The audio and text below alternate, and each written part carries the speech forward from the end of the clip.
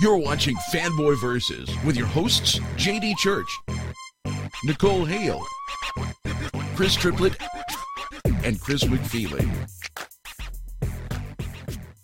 And you are watching Fanboy Versus. I am your host, JD. Very excited to have with me the full crew. Nicole, Chris, and Chris. Or the Four Horsemen. You might say Yes. the Fantastic Four. Yes. There we go. You might say that. Yeah. I call Reed Richards. Yeah. I guess by I'm gonna default, adjust I'm me Sue. right there. Okay, we're all good. So, yes. Yes, I'm a big old hulky mess of rock. You know? Yes. Ooh, who would we be? Who would we be? And go. I'm default because I'm the girl. Let's see. So McFeely, I'm sure, is going to be calling the thing, You just and then I just No? called Reed Richards. You just I guess called I'm- me Richards. okay. He just called You her get Richards. Yeah. I guess I'm Herbie. I'm the robot. You're gonna be Herbie? Wow. No, we have to be the B team. We have to be like the new Fantastic Four. So I call Ghost Rider. yeah. Damn. Wolverine. Okay. Chris. What do you get? Spidey. Oh, I thought you'd take She-Hulk. No. No? Okay. Okay. All right. I should take She-Hulk because I get very green when I'm angry at work. There you go. Well, that's news. So anyway, Yeah, there we go. it's Fanboy versus Fantastic Four 600. This is the comic that we were created to review.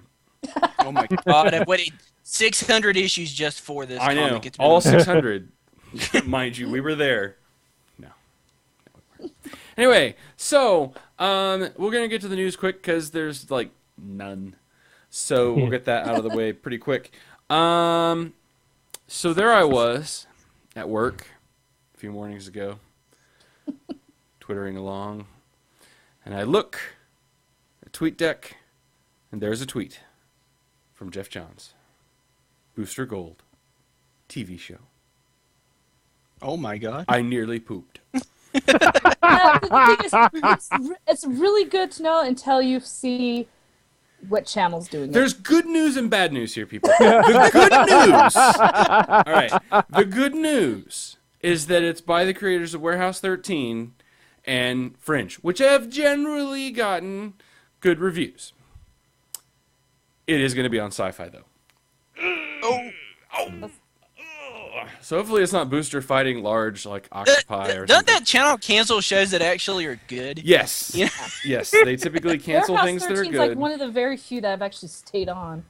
So. Yeah, they're like, this show is too good. Let's cancel it and put on a shark fighting a walrus. That's not a bad thing, though. No. You just said, I hope the show's not Booster fighting a load of octopuses and sharks. Why would You you, know- not? Now that you say it. Oh my God! He should travel through time and set things right in all the Sci-Fi Channel crap movies. Yes, Oh my because they God. can't use all the DC characters, so they suddenly have to use their own property. He just recycled the Booster footage. Gold versus He just recycled the Sharktopus. footage. Oh my God, I'm imagining what a digitally sharktopus inserted would look into the like. That's movie. amazing. Booster Gold versus Sharktopus Mega is Wolf. Just imagining things with like shark heads on the ends of tentacles. That would be incredible. Anyway, Mega versus Dino Croc versus Booster Gold. This show just got 1,000 times better. I'm just telling you. It was already potentially pretty good. yeah. So I mean, like I said, I think it's got good pedigree. I think, but who knows? It's the same kind of deal that we've talked about with like Dead Man or Wonder Woman or anything else. This is the early option piece, but Sci-Fi usually fast tracks shows. So I mean, it's possible we could be seeing this sometime near the end of 2012 if they really get moving on it. Okay, so who would you like to see Booster Gold? Complete unknown. I mean, I really would like to see just a complete unknown. I think that's what would really sell it. Did you like the guy that played him in Smallville? You think he did a pretty good job? He was okay. At least he was good for like that version. Like the type of booster that they were going for. He was okay. I'm not like going to be petitioning to see him, get the part or anything. So I'd like to see him.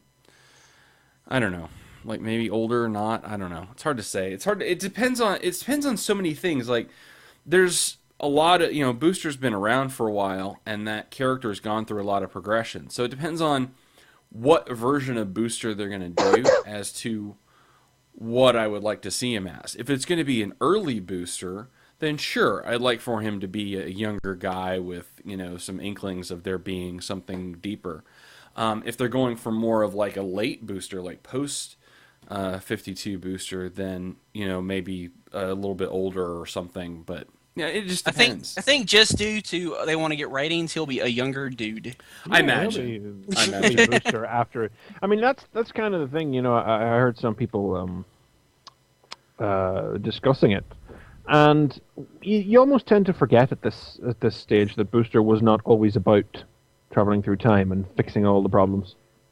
Yeah, that's really been a post 52, sort of deal. But it is under that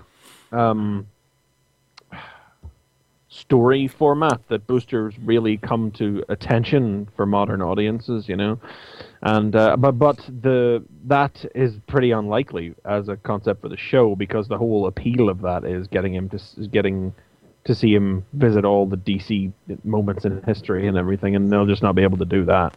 Yeah, well, the only way to do that is, instead of doing that for the DC universe, is to just do that for history in general, and then it becomes sort of like Quantum Leap meets Voyager and the Voyagers, and it's not, Voyagers, kids, remember that show? No, you don't. Anyway, yeah, I'm trying to forget it actually. Voyager? No, this is. Yeah. I'm genuinely don't know. Wow. It. It's funny. I stumped Chris McFeely. Voyagers. Well, sci-fi show. You're not thinking of Sliders. Yeah, well, but no, the Voyagers was a show about a guy from the future that fixed things in time that went wrong. He had a little compass with a green light and a red light, and he had this kid who was like the kid's dad had been a history professor or something, and the kid kept going with him. So it was similar to that Quantum Leap, where it was like they'd end up in Revolutionary War period, and then they'd have to figure out what was wrong and fix it. But they got no help. Like, the compass wouldn't tell them what to fix. It would just be like... Didn't this have 4 episodes, and I saw all of them on Sci-Fi Channel one day? Yeah, it was it had 1 season run. I think it was 2 seasons, and it got canceled at the end of its 2nd season. It was wedged between that and that show where everybody's teeny tiny in a giant world, and yeah. And then the lead actor, the lead actor of the show, actually accidentally killed himself on the set of a different show the next year. Oh my God! So nice. Yeah, that's why you don't play with guns on sets, kids. Blow his head off. Anyway, I really haven't heard any of this stuff. Really? You should Google it for sure. The Voyagers. It was really exciting. I will Google it. If I be a good idea to extend, you shouldn't play with guns, period. Yeah, exactly. Those sound like Quantum Leap meets Sliders.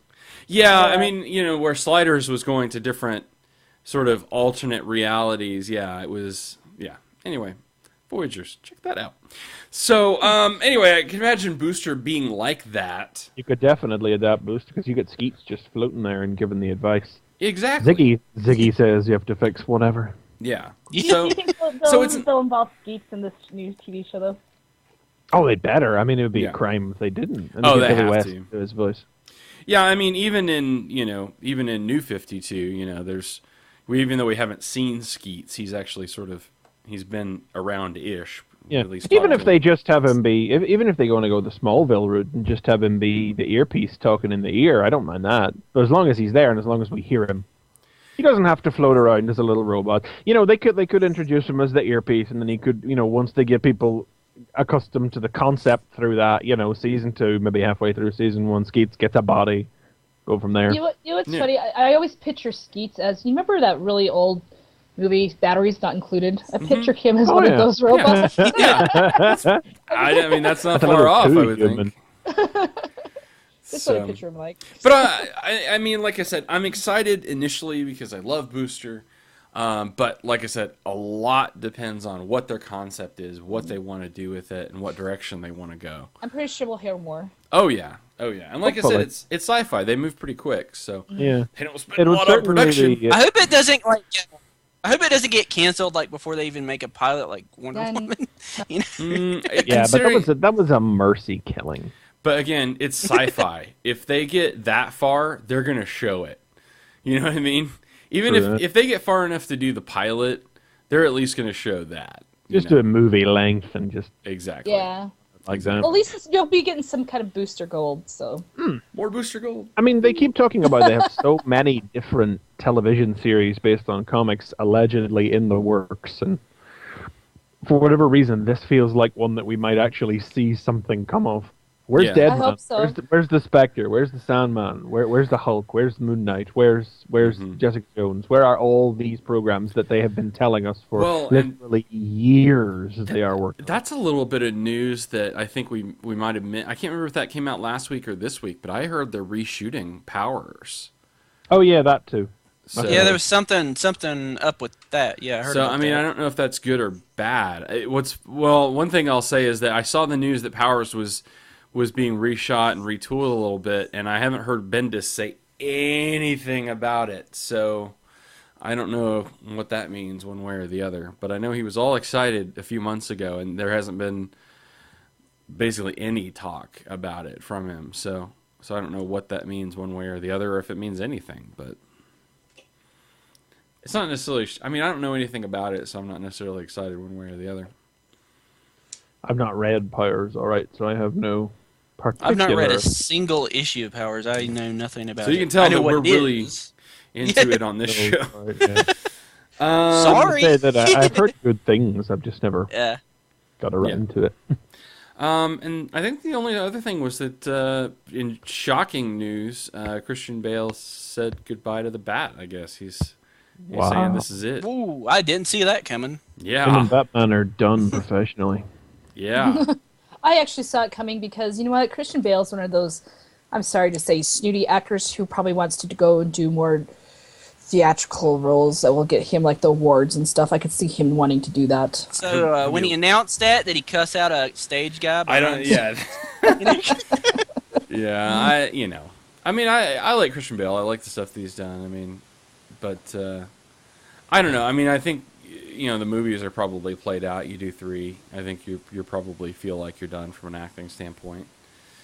So that seems to be 3, 3, 4, somewhere in there tends to be the upper limit. And so I think what it does see how do. much money this movie makes. Yeah.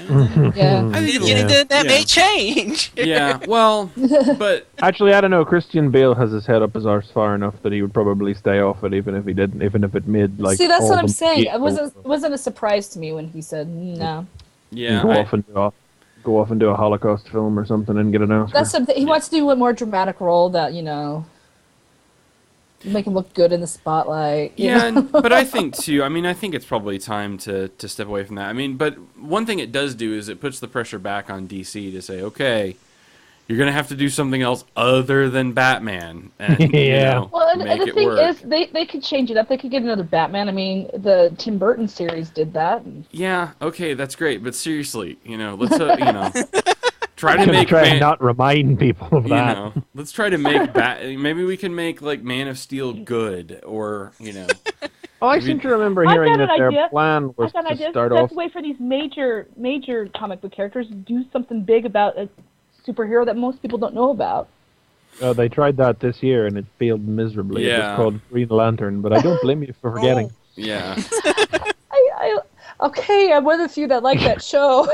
I know.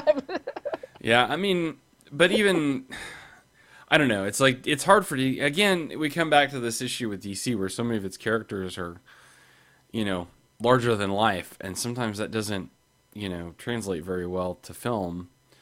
But it depends on the script and stuff too. I mean, I guess you could say some of the same things about Marvel. Do a Secret Six movie. Yeah. Well, yeah.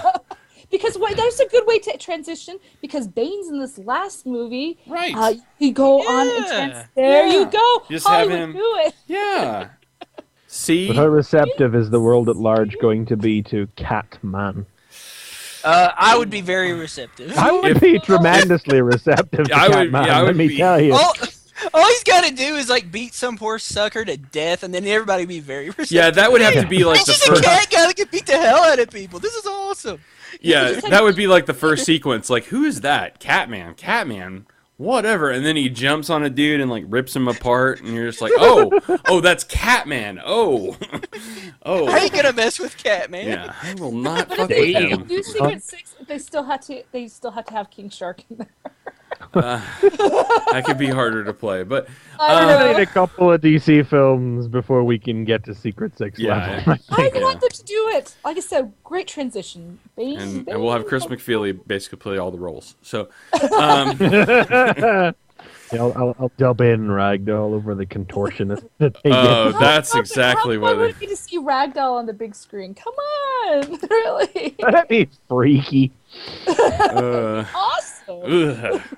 I'm creeped out just thinking about it. So I don't know, but like I said, I think the big thing is it does put the pressure on DC. I mean, they've got to get something working. Marvel's going to have Avengers out. They've got films planned out to 2015, and DC just totally bombed out with Green Lantern. They've got Man of Steel on the horizon. The Batman series is dead at this point. What you got? So we have a new Superman coming out. yeah, exactly. That's about it. So they're not really well on track to that Justice League movie, are they? Hey, Cassius is voting for you, McFeely, to do the voice of Ragdoll CGI. When CGI Ragdoll, you could do the voice. There I you think go. Gail Simone would be up for that too. Did you see the tweet? She tweeted you the other day asking if you'd do some dialogue if she wrote it. I don't know if you But saw that was it. like a week or two ago. Yeah. Did you? Hardly the other day. No, she hasn't supplied any dialogue yet, but I will. I'll do it if she does. So there you go. We want it. It's like there's this planned action figure that we don't know of, and Chris is going to end up being Yeah, Illegally. They'll just send me the lines and I'll just say them innocuously on the show and they'll record it and they were like, "What? That didn't come from you. You didn't do nothing. We didn't know what shot. You This didn't is sign anything." it just sounds just like you. I mean, yeah. public domain, McFeely's right? living a second life. That's some kind of superhero powers there. McFeely's got some secrets. We must go find him and destroy these secrets. Anyway. And finally, in the news, Miley Cyrus is apparently a He's stoner. not denying So. it is the thing. All right. And finally, in the news, Miley Cyrus is a stoner. So there you go. Yes. Anyway, and she's legal now. So there you go. Why would you want to? Yeah. I don't know. What? This is a total joke, dude. It just was a news item I happened to read off of Facebook this second. So anyway, Yeah. it came out at her 19th birthday party. That whatever. Because she got a Bob Marley cake. Yeah, and she she's said that she was a stoner. I must smoke a lot of effing weed when my friends give me a Bob Marley cake. That's great. Hilarious. Yeah. Yes. Anyway, on to other things. So, any other news? Is there anything we missed? Chat? Is there anything I don't know about? Move on. Did you guys talk about the last episode of Brave and the Bold last week? We did. No. Man, not really. It ended. Oh my god! Yeah. It It ended. did end, actually. Was Yeah. it good? I liked it. Was it a good ending? Oh, God. thought Oh, it it was- might have been. It is the most final. I mean, I saw it months ago, but it's like the most final episode of anything that ever ended ever. Really? Yeah. Well, In what okay, way?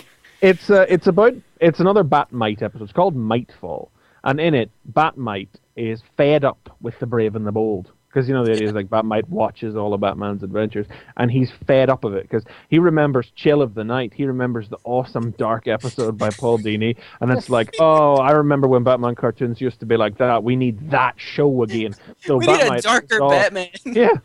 Yeah. Batmite resolves to ruin Brave and the Bold, so it To will cancel get it. cancelled. Yeah. So he starts messing with the reality of Batman's show. He gives him sidekicks, crazy costumes, and then That's it talks talking about sled thing. he wants to make Brave and the Bold jump the shark. So to stop him, Ambush Bug, voiced by Henry Winkler, the Fawn, Oh my god. the original shark jumper himself, has to try and stop him.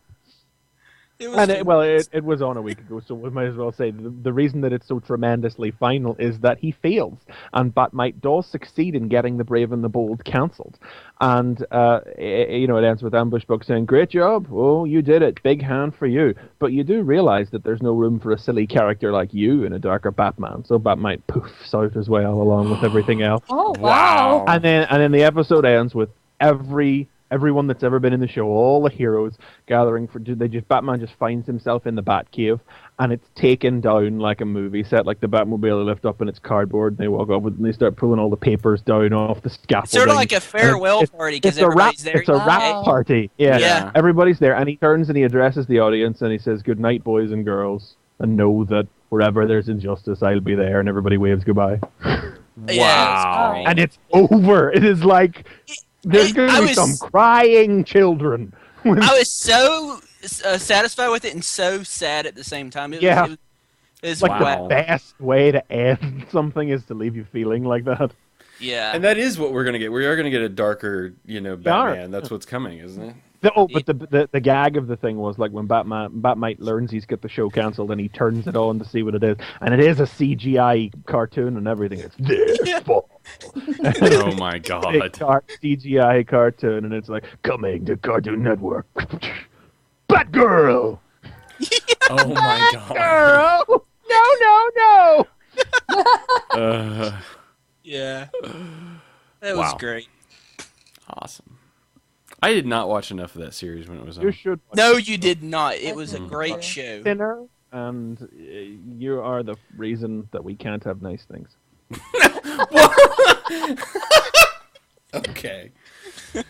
On that note as well, I also realized I've never read Avengers Disassembled or House of M, and I might need to do that too. You're okay. Okay, I'm okay with that. That stuff don't count anyway. Okay. It doesn't count? I don't know. Wait for the end of Children's Crusade, and maybe things will finally start referencing it again. Yeah. So, anyway, all right. Well, hey, let's review some stuff so we can get to the big review of stuff. Woo! Yay. So, Chris Triplett, you're going to go first, sir. All right. I lost my first pot again. I'm sorry. Oh. I know. I'm joking. Trying to get back to some semblance of normal on this show. Oh, normal. That's not going to happen. Yeah, I know. What do we know about normal? So I'm going to talk about Wolverine and the X-Men #2 because I really liked Wolverine and the X-Men #1, and I'm happy to say I still like Wolverine and the X-Men. It's still a good book. It's still crazy as hell. Like I was reading through it and I was thinking that when I'm reading this, sometimes I got to look at the cover to make sure that Grant Morrison's not writing this. Yeah, I know. I actively leafed this one, and I was exactly the same thing. Just because it's like crazy stuff just thrown in it just for the sake of it, I think. I mean, all it is basically a continuation of the last issue where the ground is like attacking Wolverine's new skull, and you find out that the new Hellfire Club was basically just a bunch of kids are behind it, and I called it. That's not just ground that's attacking the skull; it's Krakoa, the island that walks like a man. Yes. They've got him under control, and he's basically like a dog or something, and they tell him to bark, he barks. But like, I mean, even that's not like the craziest thing. I figured it was Black Tom or something. With I was like, dude, natural materials, but Krakoa. I mean, I don't think that even technically works or makes any sense because, like, Krakoa was like shot into space and then stolen by the Collector and wasn't actually sentient at all per the power of retcon. But I don't care. Yeah. No, I thought about that too. It's like, hey, didn't they just like fix this so that he wasn't an island that walks like a man? And I thought, well, to hell with that. I'd rather him just be an island that walks like a man. Yeah. So they went back to it, and he's in it now. But like that's not even the craziest stuff that happens in here. So like the Hellfire Club, they have guns that fire tiny soldiers that grow into really tall Frankenstein monsters with flamethrowers to burn down the skull. Again, I told you I had to look at the cover to see if Grant Morrison was writing this because it's insane. One of the little girls that's in the Hellfire Club says, "I just bought a zoo, and today's the day I play the hammer game with the penguins."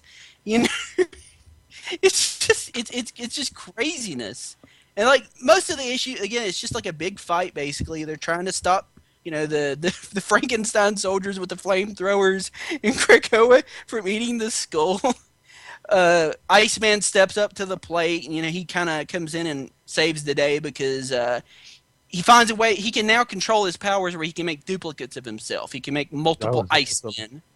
And not only are they just multiple Icemen, they're kind of like multiple Icemen from like different stages in his life. Yeah. You got, like, I mean, I don't recognize the half of them, but I recognize the snowy version you got, of them. yeah, that's the Snowman one from like the 60s. I figured there was like going to be one in there from like the 80s. I figure he's back there somewhere. Now he's just kind of... the 80s? Huh? Did he look different in the 80s?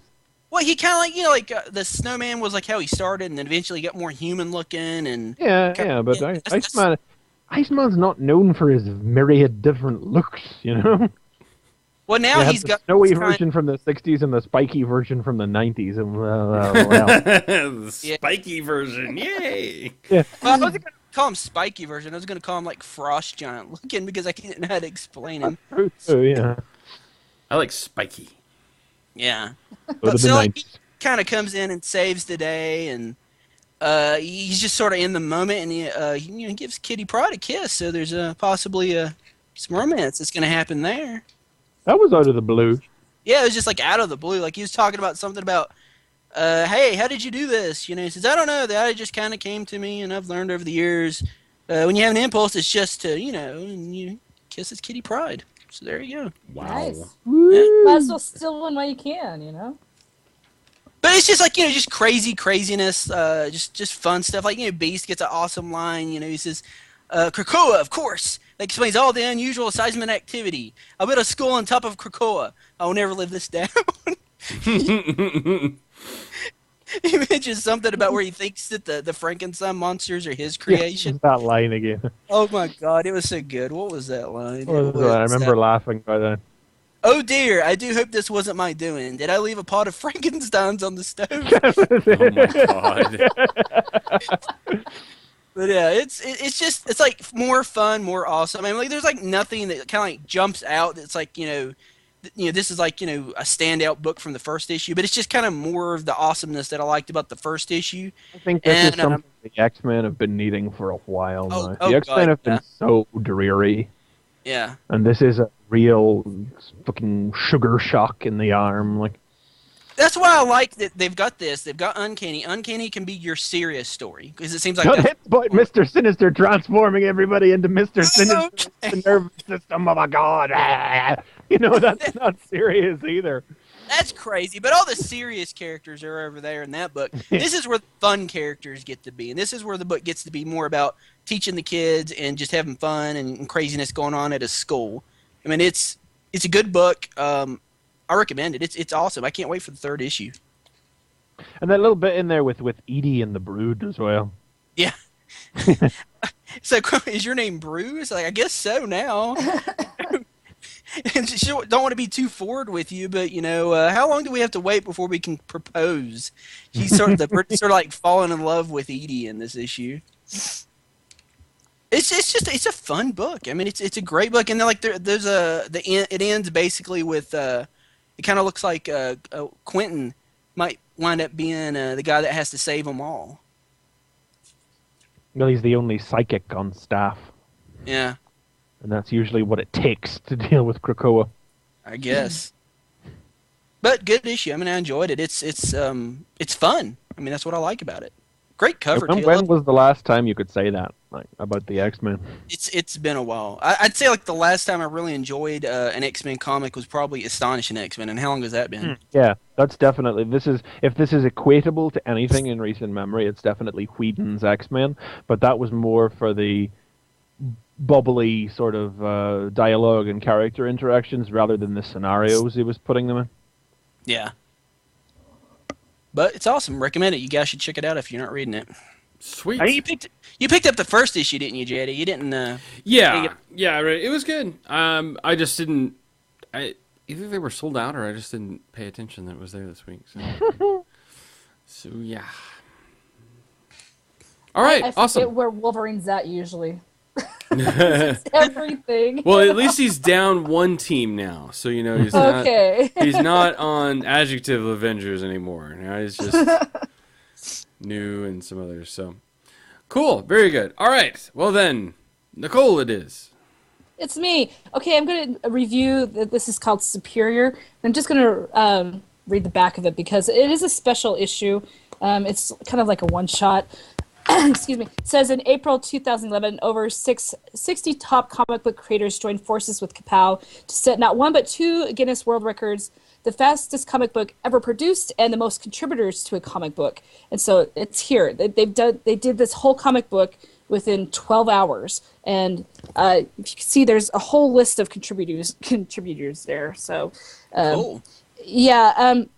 And it says all the creators' services were donated, and the portion of all your proceeds of the sale of this special comic book will be donated to York Hill Children's Foundation in Scotland. So, yes, if you do buy this comic, you are donating to a children's fund, which they talk about all in the back here. It tells you about all the good things that they do for these little kids. As for the comic book itself, it's not colored. It is, like they said, it was written, penciled, and inked in less than 12 hours. So it is black and white. I might as well show you a little bit of that. Basically, the story, there's not a whole lot of dialogue because, they're trying to set the record. But basically, there's this one family that has their little small town problems. Basically, they can't find a toy for their newborn baby, and they're worried that they won't be able to find it. And this shows Superior going around the world, doing all the big things. He goes to China and New York, trying to save from gangsters, earthquakes, and everything. And so, but the mother actually just gives it a shot, say, will you please help us find this toy? She's knowing it's a long shot, but it's very interesting because each panel is drawn by someone different. And yeah, it's really cool to see all the different artwork. And if you have a favorite comic book artist from Marvel, you can kind of tell who drew which panel. It doesn't say who did. But if you have your favorites, you know who did what. So, yeah, it's very interesting. Again, the story's simple and sweet, but it's very fun to look at and enjoy. And knowing that, you've donated to a good cause is also really good. It's only $3. It's worth it. So, like I said, it's really fun to just look at all the different drawings. So, go and check it out. Superior is a series that Miller is doing with Lionel Yu over at the Icon imprint of Marvel. But this is separate from. It's the same character, but this is a separate one shot.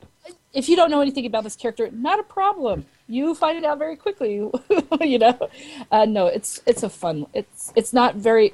There's not, like I said, not a whole lot of dialogue. You could probably read it in 5 minutes. I know I did, but it's fun to look at. So Sweet. Cool. Very cool. Short, sweet. There you go. Awesome. Alrighty then. That comes to me. So, a lot of New 52 titles that we've been talking about. One that has been sort of limping along. Would Voodoo? Well, I would say that's more of like stumbling, falling down, dragging. Resurrection Man? Literally dragging itself across Captain the floor. Adam? Yeah. Captain Adam is like, is that a comic? Are they doing that? So no. That's the New thing Guardians. about Captain Adam, like it's the one that although it's not selling the worst, it's absolutely the one that nobody is talking about. I know. It's like it's so strange. In fact, I think I saw somebody. It may have been Jeff Johns who was like, Captain Adam is really great. I'm like, oh, Jeff. oh, you're trying, sir. Good one. But no. So, no. Also limping along in that mid to lower mid pack has been Green Lantern: New Guardians, which has been sort of the Green Lantern title that doesn't seem to be going anywhere. Not that Core isn't, but Core has been around so long that I think it sort of, I don't know, it gets like a little bit of a pass. Like, okay, here's a story, great, It's Guy, whatever. So, but this has been a Kyle centric story that just didn't seem to be going anywhere. I mean, yeah, Kyle had a bunch of rings and we're seeing the Guardians, but we're not really. It didn't seem to be connecting to anything. So the end of last issue, of course, Kyle had basically gotten one ring from the 7, primary core, and turned into the, got like the super every lantern suit thing, which I think is just too dark colored, but whatever. To be How can it be dark colored if it has all their colors in his suit? That's kind of what I thought too, but it's like a very deep, like gray and purple, and it's like that's not really misunderstanding of color theory there. Yeah, like it should be all rainbowy.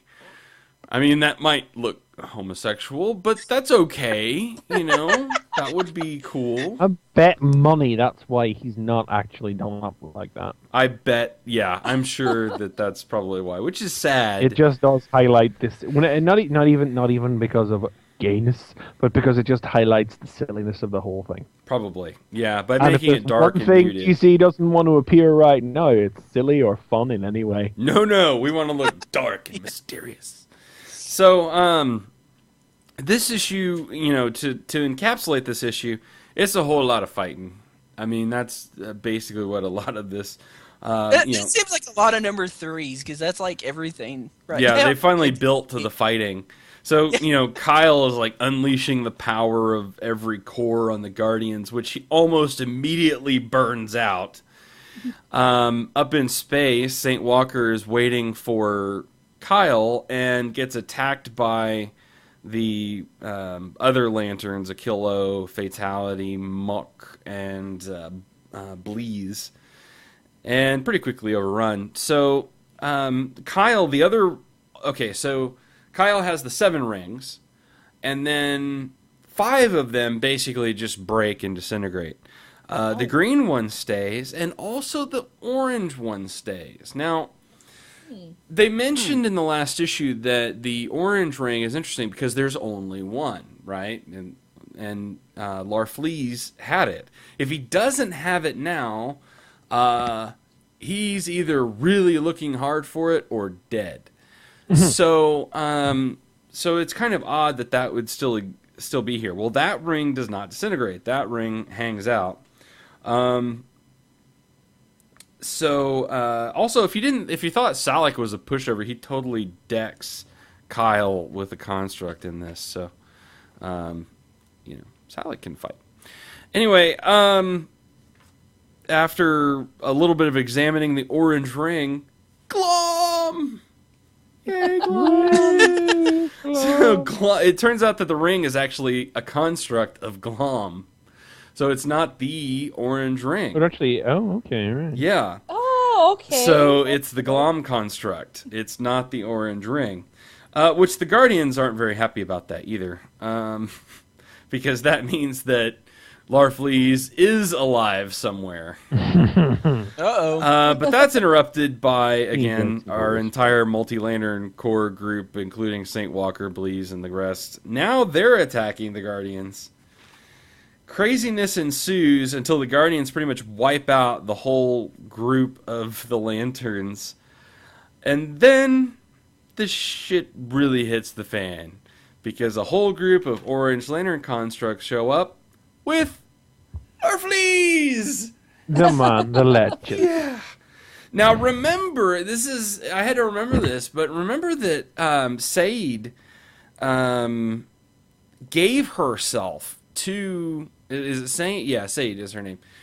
She gave herself as a reward to Larfleeze to be his guardian. At the end of or midpoint, I think somewhere in that, with all at the end of like Blackest Night or part of Brightest Day, she had given himself to be the guardian of the Orange Lantern Corps. Apparently, Larfleeze wants more because he's saying that the Guardians are all his. Uh-oh. So now really interesting issue. The art's really good out of this, actually. So there's some really interesting moments.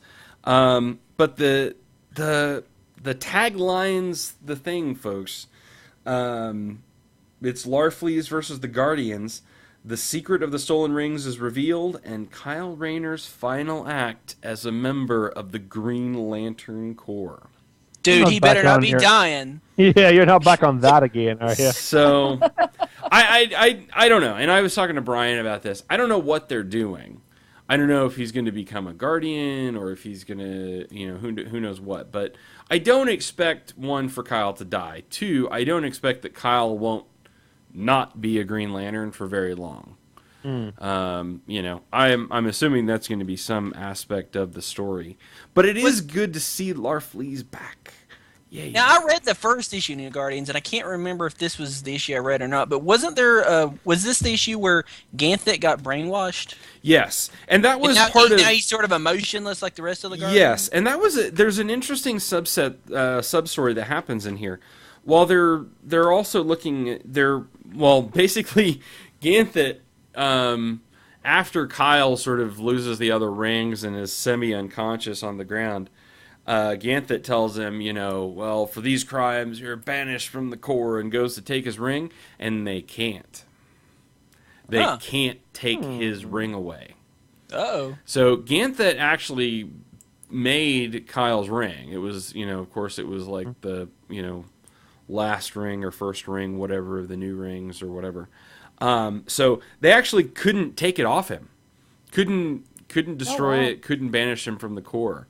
So that's what they were trying to do in that moment. But and then they got distracted by the orange ring, and that moved on to other things. But yeah, so that's an interesting point right there. That Ganthet can't take his ring away.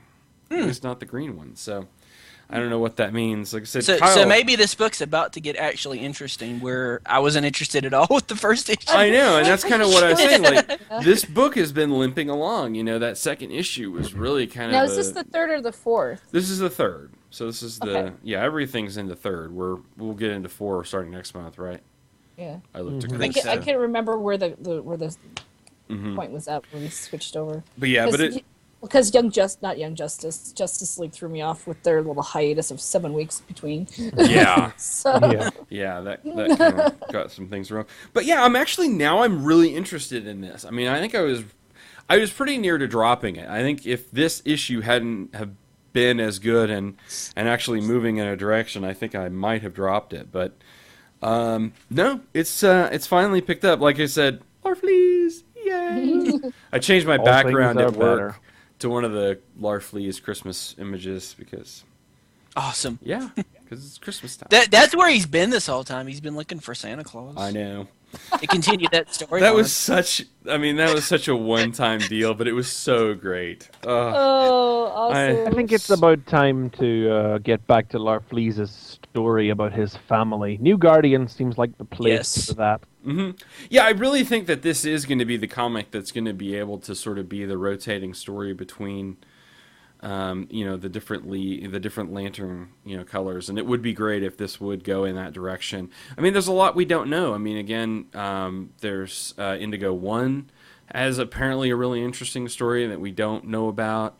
Larfleeze. I feel like Jeff Johns wants to tell both of these stories, though, so you never know who's going to where they're going to wind up happening. Yeah, that is a good question, because, of course, this is Bedard that's doing this, so I don't know. But definitely New Guardians is picked up, so might check it out. Even if you don't check it out this month, next month might be a good time to get on the train and then. Well, the thing is, I picked up the first two, and I was just like, I was not impressed with the first two, so I didn't get this one. I know, you heard me review them. I reviewed them here on this show, and that's basically what I said, too. I was like, this is going nowhere. I have no interest, so now I've changed my tune. It suddenly shit got cool. I should have picked that up because I only had 3 comic books this week. Sadly, I bet it will still be on your shelf. Probably. I'm sure you'll be able to pick it up. So, all right. Anyway, that's me. Moving on. So we can have lots of time for 600. Chris McFeely. I'm going to talk a little bit. I'm going to talk about 2 things, but I'm quickly going to talk about The Mighty Thor, number 8, because it was pleasantly surprising. I talked about Fear Itself, number 7.2 there a week or 2 ago, and the surprising revelations that occurred in it about how Tanarus related to Thor and everything. And we learned that Tanarus emerged from Thor's funeral pyre, and everyone had forgotten about Thor and believed that Tanarus had always been there, and he'd been in the Avengers, and he'd done everything Thor had ever done. And it seemed like it was more of that nice power of stories, power of words, vaguely metatextual stuff Kieran Gillen has been doing in Journey into Mystery, and that really caught my attention. It was very interesting. But this issue comes along, and it just be like throwing you another curveball, and it doesn't seem like it's anywhere near as metaphysical as that. But in many ways, I'm left feeling even more interested. And I'll tell you why, because it's really not... I'll just spoil it now, because it's barely a spoiler, because it's not treated as a big dramatic revelation, and they just blow it right here in the first part of The Mighty Tannerist, so they're not sitting on this as too much of a shocker or anything. But Asgard is being rebuilt on Earth, and it's going to be like a representative capital for everybody from all of the 9 worlds, for starters, ruled over by the All-Mother, the triple goddess, Freya, Gaia, and Idun, that were introduced in, well, not introduced, but the concept was introduced in Fear itself. Volstagg, of course, is trying to supervise the building of the city, so that's going great, I'm telling you, it's not big enough. Have you seen how many children have leapt forth from the loins of the good Mrs. Volstagg? And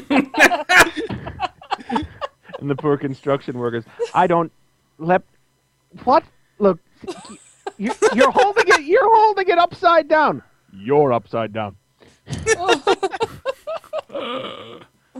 I love him so much. And we get exactly the sort of flashback I was expecting we would get, where we get little clips of Avengers history, fighting the Hulk from their first issue, Thor fighting with Beta Ray Bill, the Civil War, and it's Tannerus instead of Thor, slipped into history that way. Did they rename the book Tannerus yet, or is it still say Mighty Thor? No, it's still the Mighty Thor, but the story is called The Mighty Tannerus. Okay. But the Silver Surfer has been rejected as his herald by Galactus following the events of the first story arc, so he's taken on a human aspect and has come to live among people, and so we get this little scene in Broxton, Oklahoma, where he's just a real tight close-up on the Surfer's face, slowly pulling out as he says, "I have witnessed the birth of stars. I have held an infant galaxy in the palm of my hand and set it to spinning. I felt the density of space-time shift to accommodate new souls being born. I have stood at the bedside of dying gods and watched the light within them fade to black as they transubstantiated back into the holy quintessence. I have heard their confessions, and in my mercy I absolved them. I have fought for the innocent, and I have plagued the guilty like a conscience. I mourned the loss of love with such intensity I fear I would break. I was horrified to find myself seeking vengeance. Thus I now wear the skin of a man in hope of reconnecting my heart to my soul. I am the Silver Surfer. I was born to sail the cosmic winds. Is that what you meant by experience?" Well, I really meant more in a short order cook kind of way.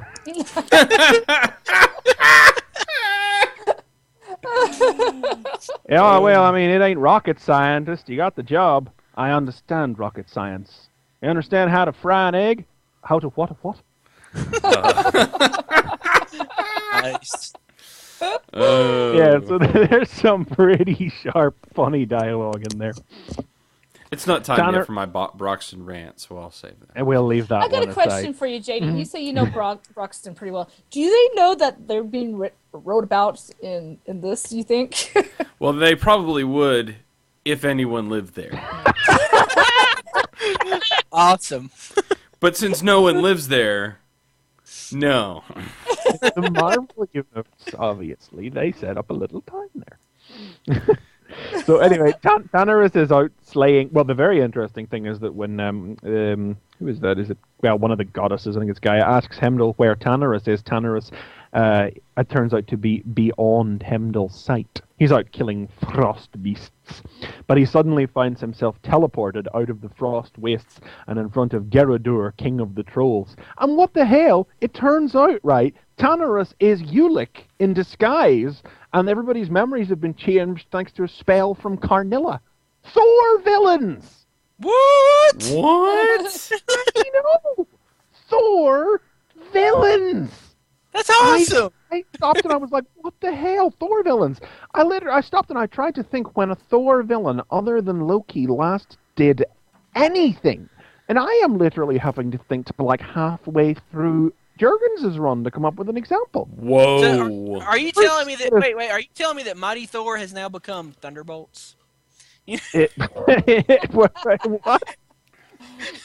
He's Well, pretending to be. Well, yeah, villains, yes, taking the lead, yeah. I mean, I don't. I mean, in the Ulick is somebody who's always held up as one of Thor's greatest enemies and toughest enemies. But in the whole length of time that I've been reading Thor, since Jurgens' run started 13 years ago, there's never been a Ulick story. He's never done anything. So this is the first time I'm seeing an actual story where Ulick is going to be the villain in it. Thor, it's just that his status quo has been upturned in such a way that the normal villains and types of stories haven't fallen into place yet. I mean, the whole of Straczynski's run, everything was thrown into disarray. Hela's been doing things here and there, but she hasn't really been doing anything villainous, except maybe for the Avengers Prime miniseries, which didn't match up with anything else that was happening in it, or any other way she'd been depicted at all. She's just doing her job. Yeah, I mean, in the Thor book, I don't remember when a Thor villain other than Loki actually last had a plot or did something. So to drop Gerador, Ulick, and Karnilla all in at once, whaboom, right into the middle of the story, like, I find this more interesting than the power of magic, power of words stuff that seemed to be implying where Tannerus had come from. You know, I am most definitely interested in this now. You know, Mighty Thor was, I don't know, that first Galactus Seed story was better than the World Eaters, but it was, it wasn't great. But you know, this has my attention significantly now. Loki's starting to remember Thor, and the issue closes out with a little look at Thor is elsewhere. As we saw in Fear Itself 7.2, Thor is not dead. Well, not dead. Maybe. Don't know. He's just mostly dead. He has to. He's only mostly dead. What's his name? Was it Miracle Max? He needs to go visit Miracle yeah. Max, and then he'll be okay. He finds himself. That would be awesome if they did that in a comic book. Well, that movie. he finds himself like with two like crystal shackles. His body is withered, and he has crystal shackles on his arms, and he seems to be within some kind of crystal vessel. And he's with two other alien-looking beings, and they tell him that he's here because he died, and they're all dead.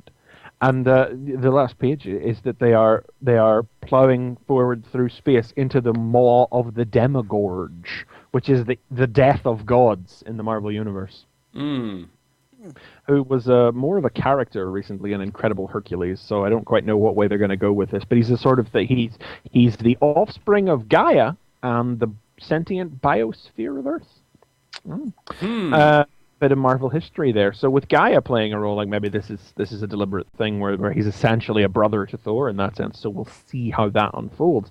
But so that's more Marvel mythos creeping in. Real Thor villains. Good, like, sharp, witty dialogue. A supporting role for the Silver Surfer in Thor, of all places, is quite surprising. Loki's up to stuff. It seems that, what's her name? Kelda, is I'm a little puzzled by this scene, so I'm interested to see what's going on. Like, Loki goes to visit the Fates again. We went to see them in the first story arc. But there seem to be saying here that Kelda, who was the young goddess who fell in love with Bill during Straczynski's run, is one of them now. So I don't know what's going on there. Yeah, I was wondering what happened to her, because like her story just kind of dropped off, didn't it? Yeah, basically. I mean, what was it? It was at the end of Gillen's run, really. Loki tried a little mind control on her to get her to poison Balder. And that was really the last time we saw her. So, yeah. Interesting things in general blooming in the Mighty Thor now, in the wake of Fear itself, which just, you know, after really, like, being very, very uncertain about what the whole Tannerus thing is going to be, Fear itself 7.2 really piqued my interest, and this has gone off in a completely different direction, but one that has genuinely left me more interested as a fan of Marvel Comics and their version of Thor, rather than as a fan of like the concept or the metaphysical ideas they're trying to spin out of it. It's two very different schools that the story's just immediately been pulled in two directions with, but either one is good for me. So really, yeah, that issue really couldn't have missed with me, no matter what way it went. No, that went on longer than I planned to, but I'll just take another minute to talk about the other thing that I was going to talk about this week. This is not particularly timely, but because it came out 2 months ago. But I just read it this morning anyway, and I couldn't let it pass. Which is the new Teen Titans Games, an original hardcover from DC, which came out in late September, 2 months ago. The backstory behind this is this was originally supposed to come out in 1988. What? Yes. Took them a while. Hey, This just a little project, late. yeah, this project was intended to be essentially the capper for Marv Wolfman and George Perez's run on the new Teen Titans, like one of the great runs in comics, and one of the biggest and best runs of the time, runs of the 80s. And this was supposed to be like not the conclusion, because it's not the conclusion, but kind of like a sort of greatest hits isn't the right word either, but just like a best of the best story that would be them signing off on everything, you know. I mean, it was originally set to come out sometime after the two guys had stopped working together on Titans, but time and the wind and the way of things forestalled it, and it sort of just slipped off the board. And then they decided they would eventually go back and finish it. I mean, Perez drew around 60 or 70 pages of this. It's a 120-page original graphic novel. Perez drew around half of it back in the 80s. And then they finished it now, actually using the original pages that he had drawn back then.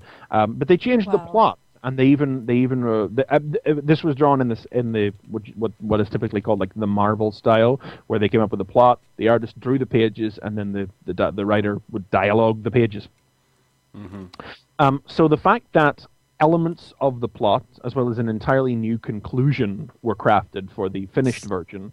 The original plot is even included as a bonus feature in the back here. You can see how the story changed, but you don't feel it anywhere, even though like they have put dialogue on these earliest pages that was never intended to be there to reference like a plot that didn't exist yet. You don't feel it missing at all. The basic plot is that King Faraday, who is basically kind of DC's answer to Nick Fury, their spy master, their super secret agent, James Bond type. One of their oldest, premiered in 1950, a comic called Danger Trail. You'd know him from New Frontier, and he appeared in the Justice League Unlimited cartoon as well. Yep. He is engaged in a game with a mysterious villain called the Games Master, who seems intent on foisting nightmare scenarios on national security. But nobody upstairs will listen to Faraday, so he calls in the new Teen Titans to help him thwart whatever plan he has in motion. The Games Master has 7, or is it 8? 7 super terrorists, as the original plot summary calls them, staging different mass attacks around New York, cutting the island of Manhattan rather, cutting the island off from everywhere else, and it forces the Titans to split them up and take them on one-on-one. And I'm not dropping any spoilers about the twists or anything in this one, because there are some pretty cool ones in there too. I have not actually read a lot of Wolfman and Perez's Teen Titans. In fact, I've read very, very little of it, but I love George Perez, and I picked this up just because I knew I couldn't go wrong with picking it up, basically, you know. It's not...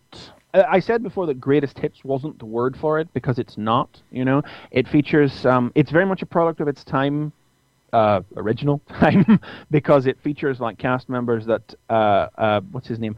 Danny Chase, who I know by name, but have never read a comic featuring and know nothing actually about. And he was kind of introduced to the Teen Titans cast to take Terra's place and stir shit up. But all the fans hated him, so he's kind of just been consigned to the bin of history at this point. But it's one of those testaments to the strength of this book in general, that knowing nothing about him and never having read anything with him in it before, I totally got to know this character up and down in the span of the 120 pages, when he was still sharing the spotlight very evenly with the entire other cast of the Titans. I mean, you got Nightwing, Starfire, Beast Boy, or Changeling as he was then, Cyborg, Raven, Donna Troy, Jericho, and Danny Chase. If there's one that kind of gets lost in the shuffle, it's definitely Donna, just because she doesn't really feel like she has anything to do. Nightwing is your strategist and your leader, and he's the one who's matching wits with the Games Master himself. Cyborg is consumed with rage at the death and destruction that the Games Master's plots cause, and he's the guy who's walking the line in the course of this story, who might well actually do what Faraday wants the Titans to do, which is kill their enemy. Danny and Beast Boy are constantly at each other's throats, so that's a through line that resolves itself at the end. Starfire just gets plenty to do. Jericho is instrumental in the resolution and has a few crafty jokes in there. Raven's opponent is quite a surprising one. I'm not going to blow it again. It's hard to talk about this because I don't want to give anything away about this, because I just really recommend reading it. And it's a whole emotional journey for her as well, because Raven's always been like the that's just Raven's thing, is she's shut off from her emotions and always trying to keep them in check. So are you saying it's worth the 20-year wait? Well, I didn't wait 20 years, but I can't see how anybody could possibly be disappointed with this. Reading the original plot in the back, the resolution here is much better. All the changes are for the better, and there's just some remarkably sensible, logical steps in the plot that weren't there originally. You can see there's a reason these guys produced one of the best runs of comics in the 80s, and it's just that beautiful thing is that it's still there. They've still absolutely got it, and it just reminds me that I desperately need to read more of their run properly. I need to pick up, there's an omnibus collecting the first 15, 20 issues of their run out right now, and I really need to get that. I should put that on my Christmas list. I'd love to read that. I've read a few of the old Titans books, but I've never read it to the depth that I should have read. I think it was 2 weeks ago, Comixology had a sale where they had all of their Teen Titans older comics for 99 cents. So I picked up issues of Judas Contract, and the first 3 issues, I think, of the new Teen Titans. So I don't know, maybe I can start buying some trade paperbacks and get caught up. Yeah. I've read the Judas Contract and the Terror of Trigon, which I just picked up randomly at conventions as packs, and they're great. There's a reason that they are recognized as the 2 most classic stories of their run. As I say, Donna sort of gets lost in the shuffle, but they do a great job of establishing who everybody is and what their relationships. You could, as I say, I've never read or really heard of Danny Chase before at all, and I totally got what the character was about and felt the journey that he was sent on through this without any problem. But it's not a book about him, it's about all of them. They all share the spotlight evenly, except for Donna. And I would just really, you would recommend it to just about dang near anybody. You don't even really need to have read the Teen Titans much at all. If you've only seen a bit of the Teen Titans cartoon, even that's enough to get in with this. Each of the 7 opponents, the Titans have 1 opponent each, and you totally get a feel for what they're all about as well. And some of them in particular are, Raven's foe in particular is surprising and exciting, and Beast Boys is very interesting, and you can almost feel like he would work better in an audio-visual medium than in a comic book. It's really sad that this has come out now, because you've got this, and you've got that new Teen Titans comics. It's just so terrible. And yeah, I'm looking for a reason to drop it, but I keep picking it up because I keep hoping maybe it'll get a little bit better. And I'm hoping that this thing will sell really, really well so that they can say, hey, people want these Titans. They don't want this thing you have over here, Man, if they had relaunched the Titans with those characters in them, I would probably have given it a good shake. Yeah. But that's kind of the thing about this, is that this is a time capsule, certain things happen to certain characters. Nobody dies or anything, but some things happen that it would be very hard to reconcile with things as they are now, New 52 or not. It just sort of exists as a brilliant showcase of the characters and their world and their adventures. It's like Deathstroke's not in it, for instance, and if you were going to think, if you were going to write if you were going to sit down and start plotting afresh, a big touchstone greatest hits time capsule of Marv Wolfman and George Perez as Teen Titans, the idea of not having Deathstroke in it seems a bit silly. But Cassius says, so how long before Games gets a DCAU treatment? Oh.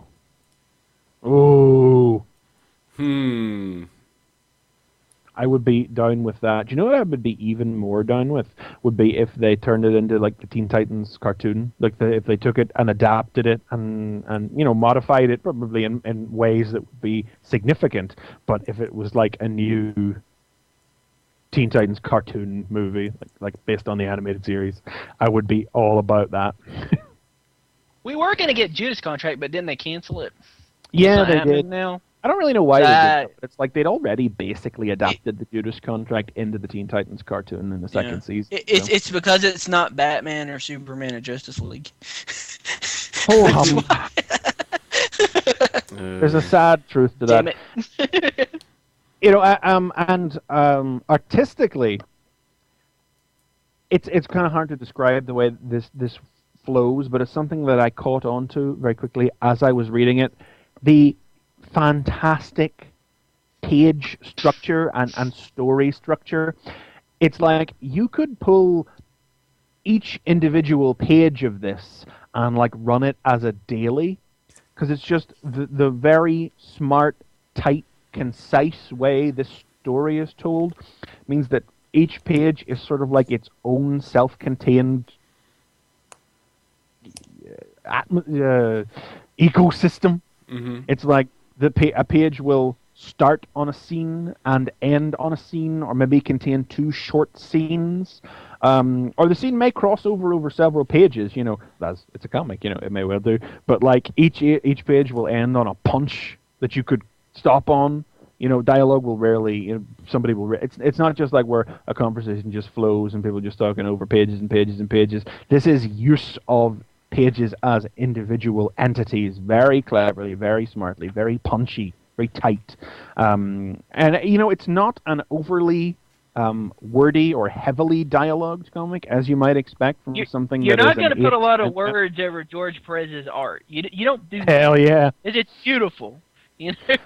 But 120-page hardcover, foreword by Wolfman, afterword by Perez, and then a section, the entire original plot with commentary by Wolfman as an extra feature.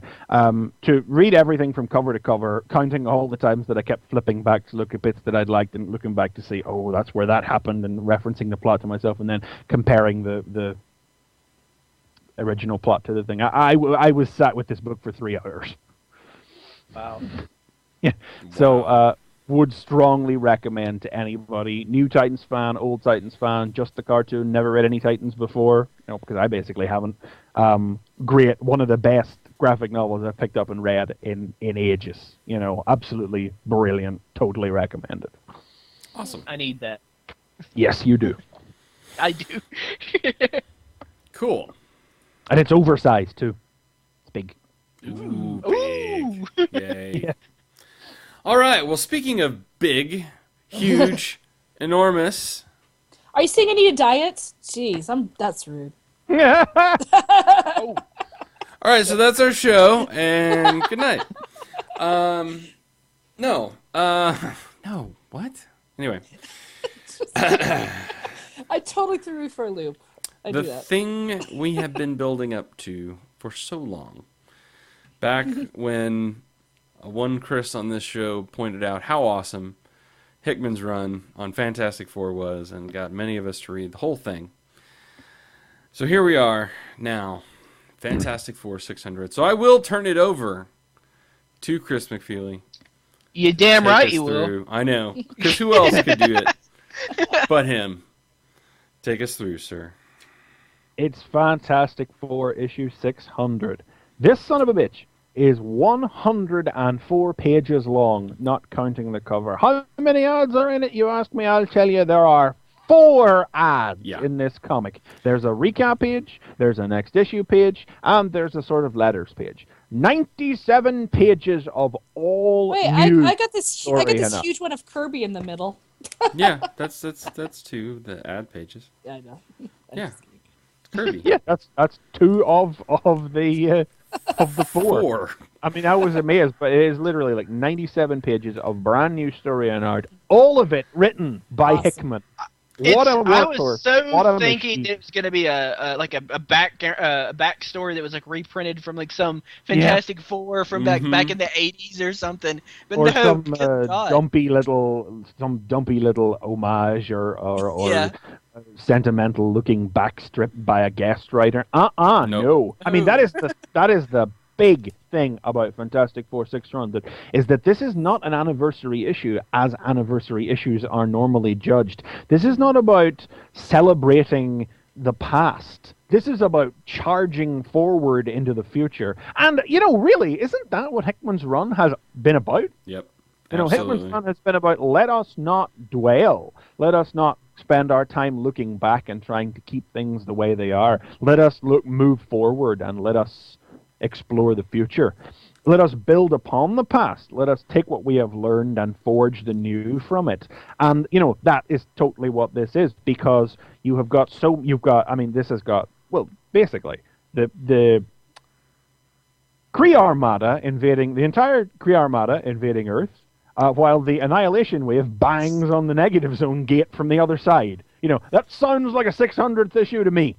Yeah. Two of the single biggest forces of evil that the Fantastic Four, in terms of manpower, have ever faced down. The Negative Zone and the Kree on either side. Them caught in the middle while so many other things are going on as well. This issue is split into 5 stories. There's the main lead story. Well, it's not the main. Well, there's the lead story, which is penciled by Steve Epting. Now, this is essentially FF 11.5 or whatever. This is the next bit of the story as we left it in FF number 11. And I suppose before I describe the next story, we really have to. It's not a spoiler. Johnny's back. Pretty much anyone could see that one coming. No, but we said this a year ago. I mean, I still wouldn't want to click on to Yahoo News and have it trumpeted at me in a headline before I'd had a chance to read the comic. And I didn't. I read this on like Tuesday, the day before it came out, and I was like, "Is it going to be? Is he? Johnny's back!" I learned. I turned the page. I avoided Facebook and Twitter for the whole day until I picked it up and then read it. So, and it was worth it. Yes, it was. But the thing about a 100-page comic is that you've got room to do big things without feeling like you're compromising the integrity of the rest of the comic. You can in fact spend a whole page showing one spaceship crashing and you won't make the reader go, could you not have sped that out? It's like every time you would turn a page in a Bendis comic and there'd be a double page splash of a city exploding or something. It's like, that's great and all, but that's 2 pages wasted that I have just over now. But when you've got 100 pages to play with, it just the wonderful widescreen sense of action that works, and you want that out of an anniversary issue. Everybody's on the ground, and it's kind of like a mini event in and of itself, because the Avengers are here in the middle of the fight. Funky things like the Invisible Woman channeling her force field through Iron Man's unibeam to protect the entire island of Manhattan. Stuff like that. Oh damn. And while the FF are trying to hold off the Kree, Spidey swings back to the Baxter Building to check on the kids as the forces of the cult of the other side of Zero are trying to open the Negative Zone portal. And hey, who's that on the other side of the portal? It's Johnny, and he's got Annihilus whipped and on a chain. What happened? How did Can I say, Johnny looks damn good. Wow. Nice new suit there. Sporting new look. Yeah. You may be wondering how Johnny has survived, and that is what the bulk of the issue is given over to. That lead story is about 32 pages long. The second story is about 40 pages long, and it's Whatever Happened to Johnny Storm by Hickman again, with art by Carmine Di Giandomenico. He did Spider-Man Noir. And it is the story of what happened to Johnny after his apparent death. And it turns out there was nothing apparent about it. Heck, Johnny did actually die. Yeah. Next to his own science. Not just once. Yeah, Not just once. Yeah. It's a little bit Planet Hulk. Johnny is revived by Negative Zone science to fight in the arena. And this is the funky thing. Alongside those other representatives of the Universal Inhumans who were sent in here like ages ago. I don't even remember how long ago that was. I don't remember if that was in FF or if that was something from before it turned into FF. But they've been in here. But it wasn't Hickman's run, right? It was. Oh, Part it of was. his Yeah, run? yeah, yeah. Because the Universal and Humans Okay. were hit. It was just another one. There is a lot of coming together of different things here. Mm-hmm. And it's just a story of what Johnny was doing in the Negative Zone and how he incited rebellion. And we get these little great looks at things that we saw in other comics. Like we see the time from the final issue of Fantastic Four when Reed opened the portal, but that was an entirely silent story, so we didn't hear the exchange. Yeah. Oh, Yeah, yeah. Yeah. Hear the story Awesome. from the other side. And it's like you really see Reed absolutely losing his rag here as well. And I love the way Hickman just writes. And we haven't really seen Hickman write much of a nihilist. We've seen what he's been doing on our side and the sort of beliefs he's inspired in his cult. But whenever Reed opened the portal in that silent issue, I wasn't even sure if that was supposed to be a nihilist because it was so small. But this seems to be like a newborn annihilus. So we know that was Annihilus that he was talking to when Annihilus held up his tattered shirt, But Reed holds out the ultimate nullifier and says, is that what you want? Do you recognize this? An ultimate nullifier capable of destroying anything? Are you going to give me his body, or do I have to use this? Because I will do it. I'll drop this shield and obliterate everything on your side. Is that what you want, Annihilus? Do you want to die? Yes. And then there's this horrified look on Reed's face. Endless resurrection. Can't stop living. He's the lucky one. Let's join him. Annihilus almost seems disappointed then when Reed closes the gate. Mm-hmm. I think it's a great twist on Annihilus, because Annihilus's thing used to be that he was absolutely terrified of death. That is why Annihilus became as all-conquering and as monomaniacal as he did, because he was afraid. He was a very primitive organism that was evolved by spores that were released from a crashed spaceship, as I recall his origin properly. And the idea was that he was absolutely terrified of death, and so he brought death to everything else, so they could never bring it to him. I think this idea of him endlessly resurrecting is a comparatively recent one. I remember when he died during Jeff Loeb and Carlos Pacheco's run on Fantastic Four. Like, oh God, how long ago is that? I don't even know. More than 10 years, anyway. And I know it's been worked with since, like, Nova killed him, definitely. And I remember there's a miniseries called Fantastic Four Foes, where two Annihilus appeared. Like the creepy little fetus type was how it was reborn, removed from his remains. So I think this is a comparatively new idea, but Hickman's really playing with it. And it's a complete flip on the way Annihilus normally is, and I likes it.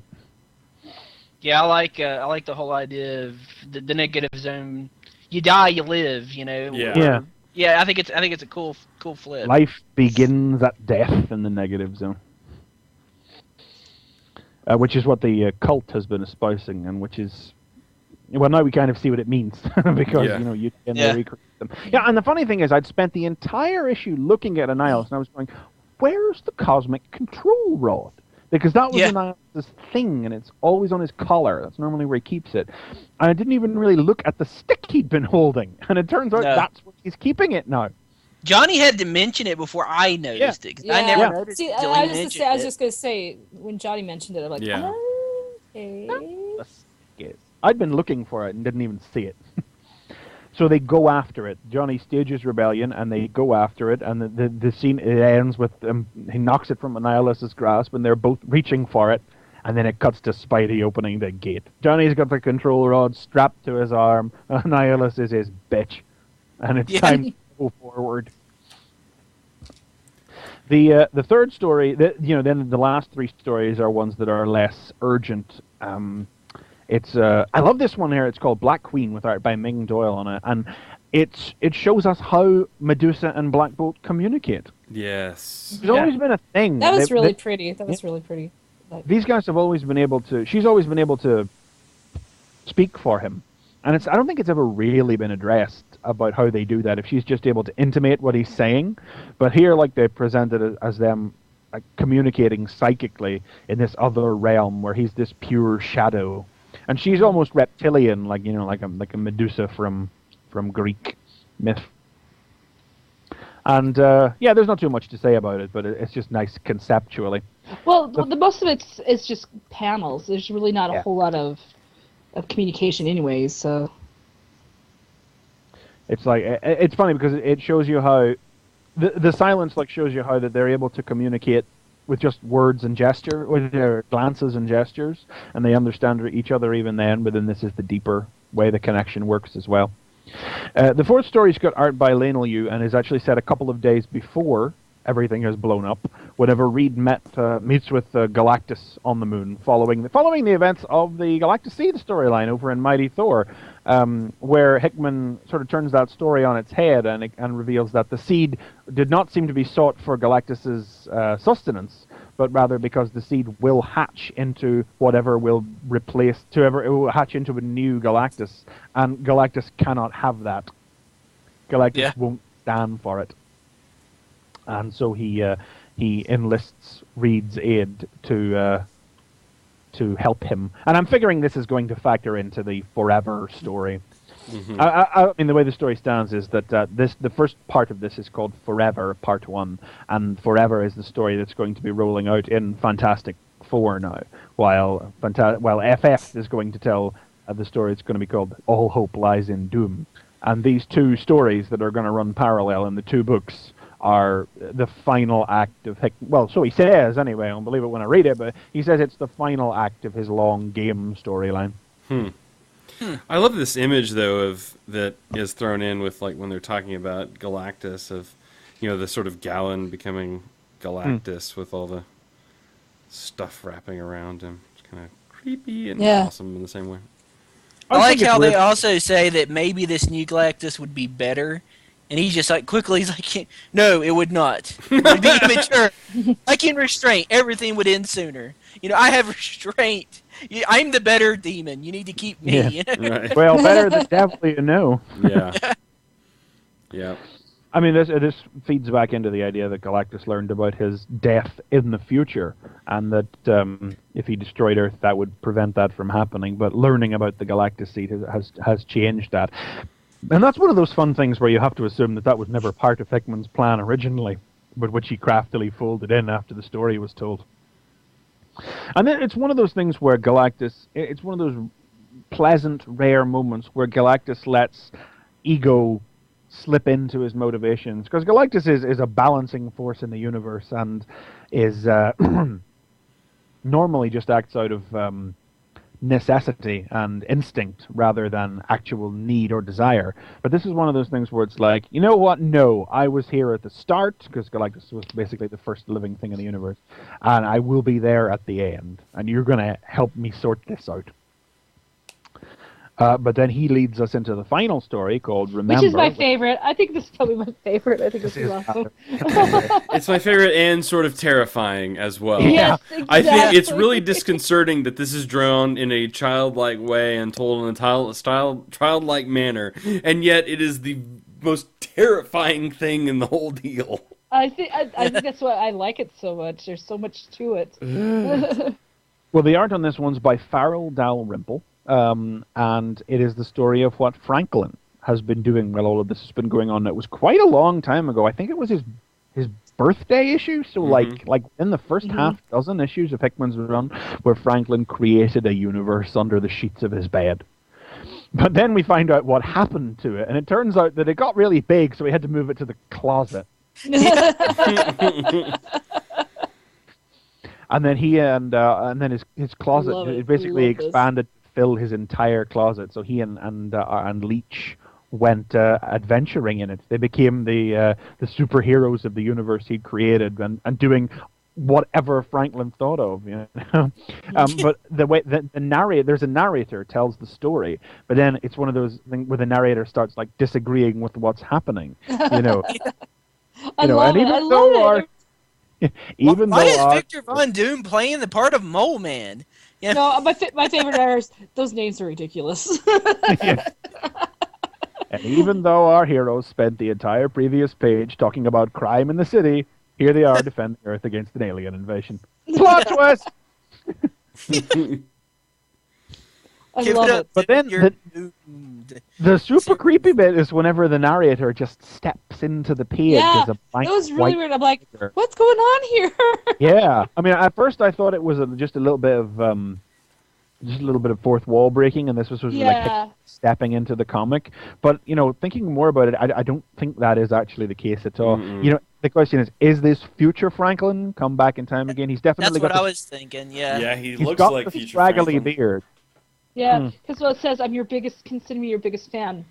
Who could you ever be a bigger fan of someone than besides someone else?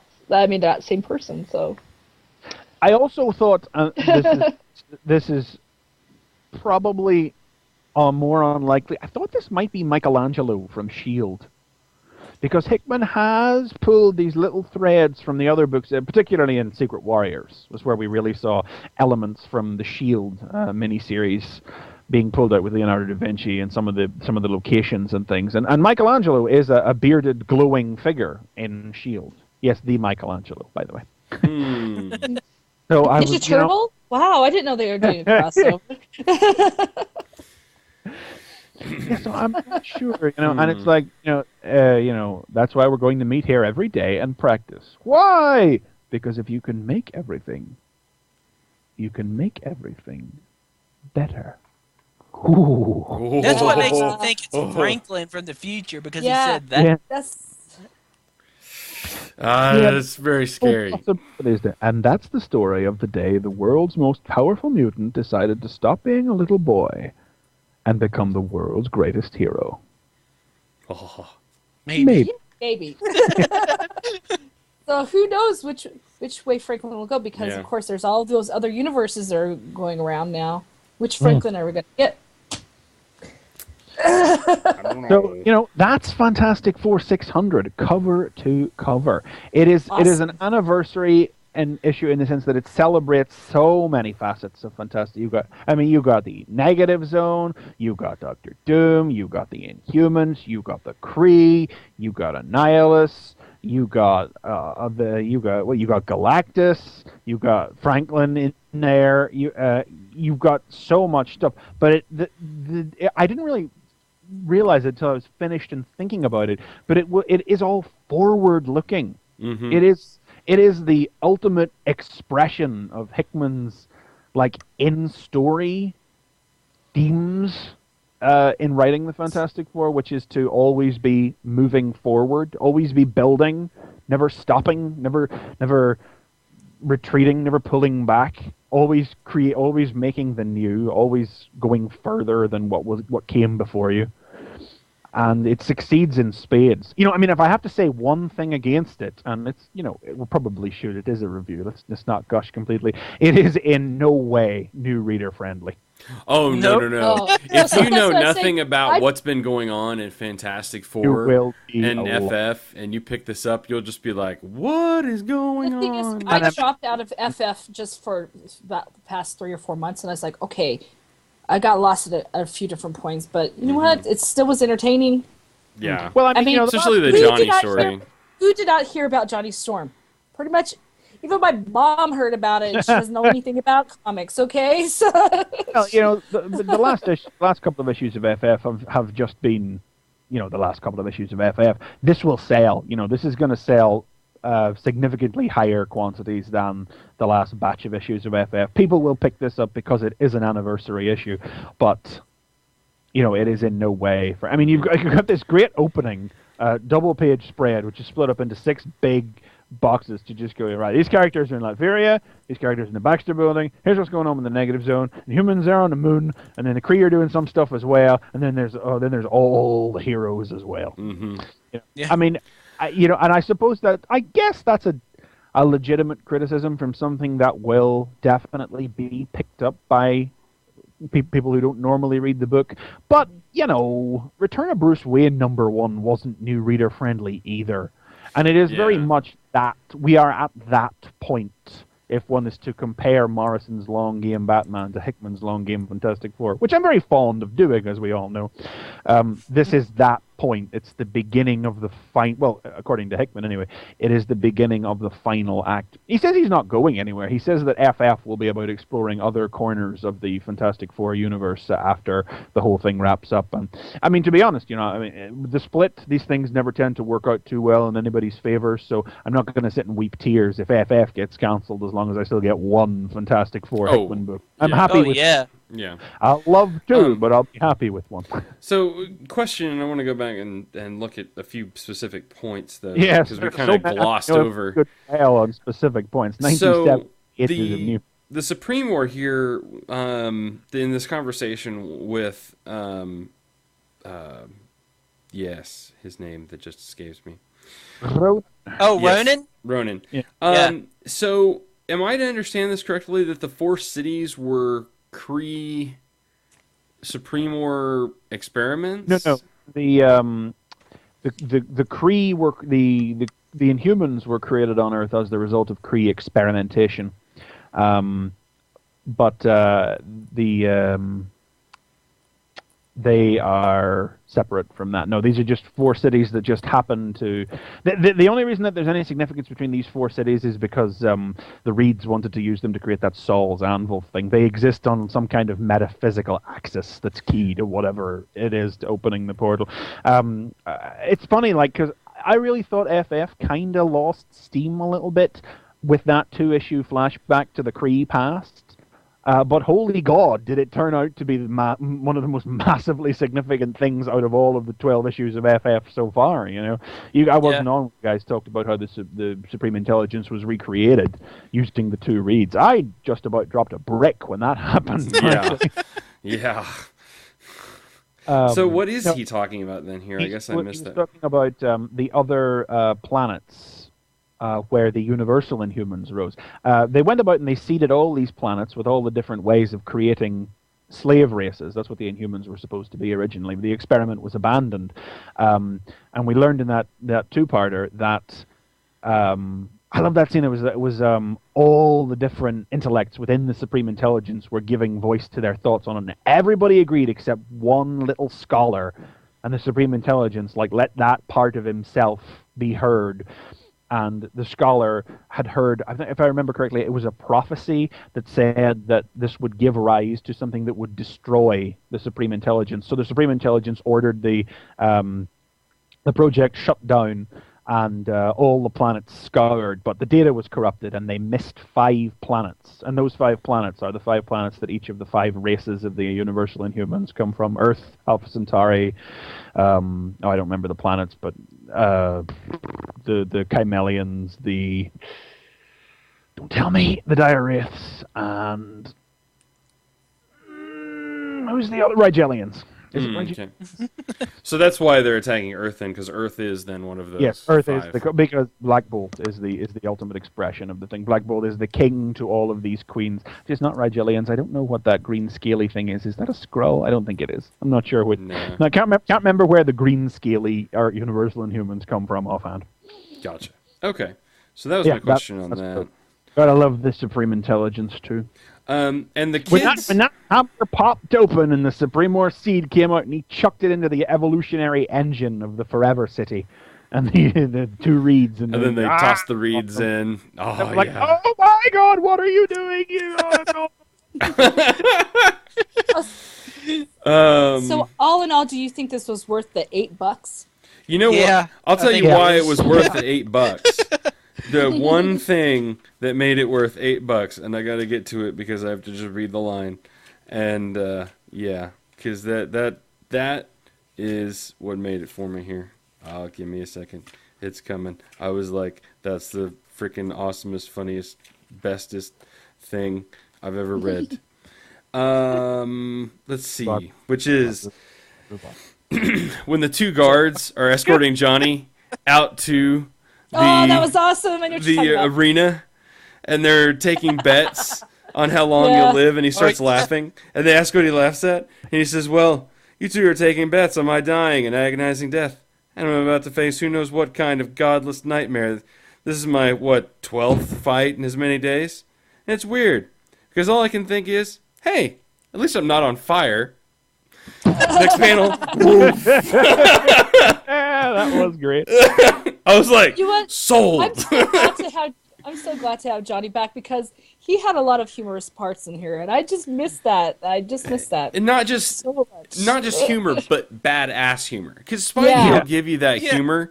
It's But- not like there isn't room for it, but they always manage to keep a little lighthearted moment in amongst all the epic. Like when the portal door opens and Spidey looks up and sees Johnny there. Johnny. Uh-huh. Johnny looks down at him and goes, "Pete, the heck you wearing?" Very. Yeah, exactly. And I'm so glad to have Johnny back because of that. Yeah, Well, this really makes I you think that- appreciate Johnny I now think that that- he's back. Yeah. That's one of the reasons why I kind of stopped reading FF is because it just seemed so serious every week. It's just like it didn't have that fun part about it anymore. But you know what? I might pick it back up now that Johnny's back. So Well, and he looks pretty badass. I'm not sure what's yes, going to he happen. does. He's definitely got a good hold on the rod, and He's got the cosmic rod on his arm. yeah, He's gonna kick some ass. yeah. So, man. Anyway, but Yeah. no, I mean, I think this was definitely worth it. Like I said, I mean, especially that'll come down to, I think, though, too, like if you've been reading it, if Yeah, you've been yeah. keeping up with Fantastic Four, with FF, coming into this, then there's a decent amount of payoff. Yeah. If not, I think definitely run that gamut of like if you're picking up like, oh sweet, 600th issue, cool. Whoa, No. you are going to be I out mean, in the dark. you're going to be hard pushed to find 100 pages of new content for less than $8 in the comic book Yeah. market today. So you can't really complain. It Yeah. definitely is worth the money spent. I think this middle story with Johnny though has wider appeal because Yes, it doesn't yes. tie into anything. Like it gives Yeah. you everything you need to know. Everybody heard about his death, and it can be. That's probably the reason it's the longest as well. It is not quite half the comic, but it's close to it. And everybody heard Johnny died, so this is a part of the issue that can be read and enjoyed by pretty much anybody. Yeah. Yep. So I think there's that, but man, I I thought Yeah. it was pretty good. I liked it. I'm really glad that it turned out as good as it did because there was lots of room for like 100 pages and a load of short stories to slip up and go wrong somewhere. But should I ever have really doubted? No. Yeah, No. I think they went right by having Hickman write it all. I think they went well by not having it be filled with stuff. Prints or anything. And I like mean, I it probably said, would have been cheaper if there were some reprints in it, but you don't want that. no. Nope. I remember reading that Farrell Dalrymple was doing a story in it as well, and I was really surprised to see that because I've only read like one thing by him before, but I strongly recommend it to anybody. It was Omega the Unknown. It was a 10-issue miniseries from Marvel, based on an old Steve Gerber character from an unfinished series in the 70s, which I've also read and is also great. But that's like top of my pile to actually go back and reread whenever I finally clear my pile. I would strongly recommend it to anybody. It's about a superhero who doesn't know who he is or where he comes from fighting an alien invasion of Earth. Huh. And he wrote and drew that, so I recommend it. Awesome. Just to diverge for a moment. Well, there you go. That's it. That's what we built up to. It's great. Fantastic Four, 600. Yes. Yay! So, awesome. Well, hey, that's it. That's the show. That's all there is. That's all we got. I don't know what to tell you. So, things to remember, of course, Google Plus, go sign up for Fanboy. Well, it's not just Fanboys, RFC. On Google Plus, that's cool to do. Friend us on Facebook, that's there as well. Follow us on Twitter. Follow this show on Twitter. The bottom of your screen, if you're watching us live, Fanboy VS is what you want to go to.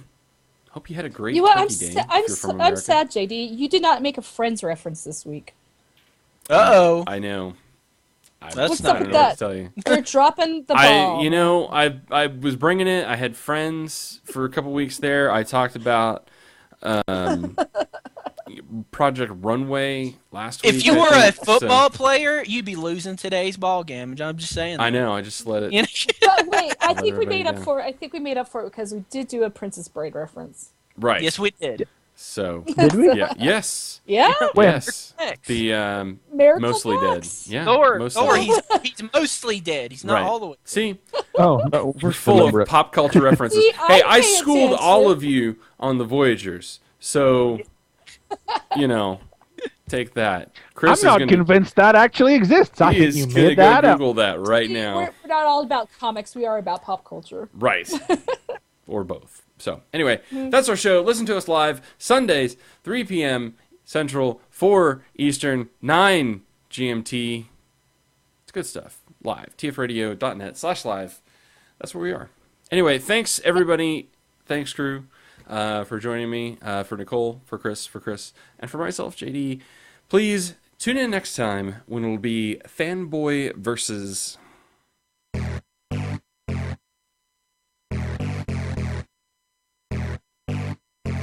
This has been Fanboy Versus. Visit us at tfradio.net for show notes and to subscribe to the podcast. Follow us on Twitter at tfradio for news and updates. Like the podcast? Leave us feedback on iTunes. Copyright 2011 Radio Free Cybertron.